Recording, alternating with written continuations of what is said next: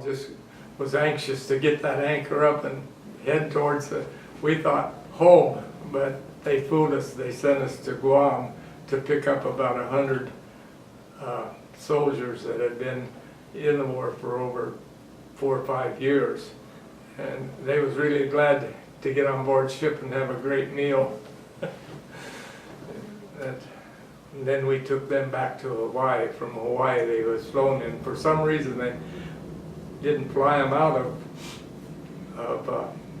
Guam, and I don't know if they wasn't physically able, and then they brought them back to Hawaii, probably to the hospital or something. Had very little contact with them.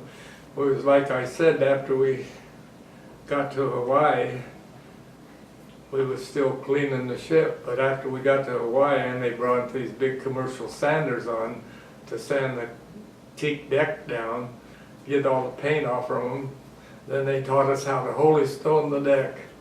And that'd be 6 men probably in a line, each with a broomstick, like, and a brick that has a hole in the center of it, and with a little lye, sand, and water, you can really make that old deck turn white. And that's a lot of what we did going back. But we also made, when we left Pearl, we made flank speed to the Panama Canal. And that was really interesting because we didn't have much room on either side going through that canal, the locks, because Missouri's 108 feet wide. I think the locks are 110. But you got to realize too that they got those little donkeys, as they call them, pulling you through there.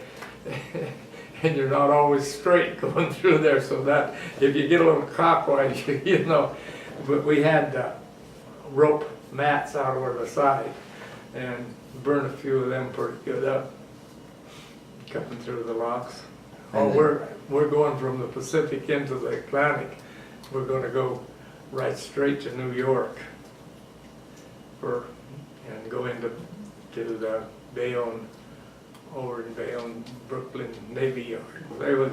They had those water boats out spraying and everything when we went in. Yes, it was. I think it was the following Navy days in June that we was anchored out in the North River, and they brought LCMs out to us, and that's what we transported the civilians out.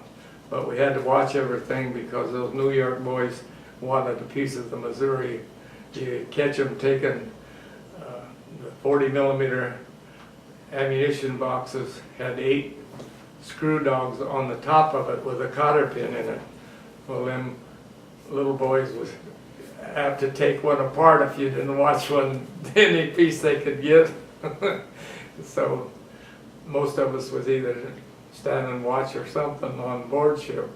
I didn't have to do that. I was running an LCM in, picking up passengers and bringing them to the ship and dropping them off, and taking them back when they'd come out and get through.